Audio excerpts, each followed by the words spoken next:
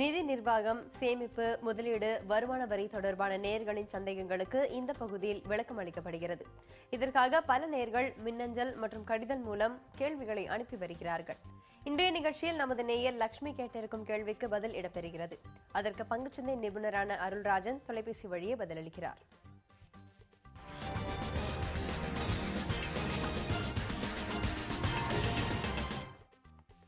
வணக்கம் திரு அருள்ராஜன். இப்போ நமது நேயராகிய லட்சுமி பங்குச்சந்தையில முதலீடு செய்து வருவதாக குறிப்பிட்டிருக்கிறாரு. தான் வாங்கிய பங்குகள் பலவும் வாங்கிய விலையை விட குறைவாகவே உள்ளது எனவும், ஆனால் என்றாவது லாபம் கிடைக்கும் என்ற நம்பிக்கையுடன் முதலீட்டை தொடர்வதாகவும் தெரிவிச்சிருக்காங்க. அவர் கேட்டிருக்கும் சந்தேகம் என்னவென்றால், அதாவது பங்குகளை வாங்குவதற்கு சரியான தருணம் எது அப்படின்னு தான் கேட்டிருக்காங்க. அவருக்கு மட்டுமல்லாம பங்கு வணிகத்தில் ஈடுபட்டு இருக்கும் பலரின் மனதில் உள்ள கேள்வியும் இதுதான். எனவே இப்ப நமது அனைத்து நேயர்களுக்கும் விரிவான விளக்கம் தாருங்க. அதாவது பணத்தை ஒரே சமயத்தில் முழுவதுமாக முதலீடு செய்யாமல் குறைந்தபட்சம் 3 பகுதியாக பிரித்து ஒவ்வொரு இறக்கத்தின் போதும், எடுத்துக்காட்டாக சொல்வதாக இருந்தால் 10% இறக்கத்தில் நாம் தொடர்ந்து முதலீடு செய்து வரலாம். இது அடிப்படை விதிமுறை. அடுத்து அந்த ஒரு பகுதி பணத்தை முதலீடு செய்வதாக இருந்தால் அடுத்து எந்த நிறுவனத்தில் முதலீடு செய்யலாம் என்பது முக்கியமான விஷயம்.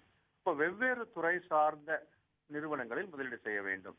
அப்படி வெவ்வேறு துறை சார்ந்த நிறுவனங்கள்னு சொல்றதா இருந்தால், எடுத்துக்காட்டாக வங்கித்துறை, இப்போ ஆயில் அண்ட் கேஸ், அடுத்தது ஃபார்மா, இந்த மாதிரி எடுத்துக்காட்டு சொல்றேன். இந்த மாதிரி வெவ்வேறு துறைகளில் சார்ந்த நிறுவனங்களை எடுத்து முதலீடு செய்யும் பொழுது ஒரு துறை கை கொடுக்காவிட்டாலும் இன்னொரு துறை கை கொடுக்கும். இது ரொம்ப முக்கியமான விஷயம். அடுத்ததா நம்ம முக்கியமா சொல்றதா இருந்தா, இப்போ நிறுவனங்களை முதலீடு செய்த பிறகு லாபம் என்பதற்கு இலக்கு வைக்க வேண்டும் அப்படின்னு நான் சொல்லியிருக்கேன். இந்த 3 விஷயங்கள் ரொம்ப முக்கியம். நம்ம நேரம் கேட்டது பங்குகளில் எப்போது முதலீடு செய்யலாம் அப்படின்னு முன்வைக்கும் போது நம்ம ஒரு குறிப்பிட்ட நேரம் காலம் என்பதை தேர்வு செய்து முதலீடு செய்வது என்பது சரியாக வராது. ஏன்னா எப்பவுமே இதுதான் சரியான நேரம். அதனால இப்படி பிரித்து முதலீடு செய்வதன் மூலமாக சரியான நிறுவனத்தை தேர்ந்தெடுப்பது முக்கியமே ஒழிய, அதை பிரித்து முதலீடு செய்யும் போது அந்த கால அளவை அது எந்தெந்த விலையில் வாங்கலாம் என்பதை அது பார்த்துக்கொள்ளும்.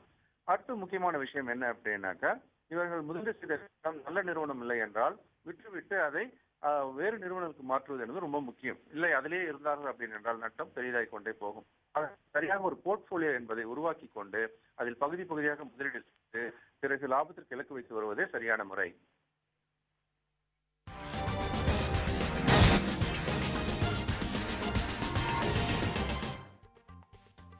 சிக்கனம் சேமிப்பு செல்வம் நிகழ்ச்சியில் உங்கள் பங்கேற்பையும் புதிய தலைமுறை வரவேற்கிறது. தினசரி வாழ்வில் நீங்களோ மற்றவர்களோ கடைபிடிக்கும் சிக்கன முறைகளை, வித்தியாசமான சேமிப்பு முறைகளை நீங்கள் எங்களுடன் பகிர்ந்து கொள்ளலாம். நேயர்களே, சிக்கனம் சேமிப்பு மற்றும் முதலீடு தொடர்பாக உங்களுக்கு ஏற்படும் சந்தேகங்களையும் எங்களுக்கு எழுதலாம்.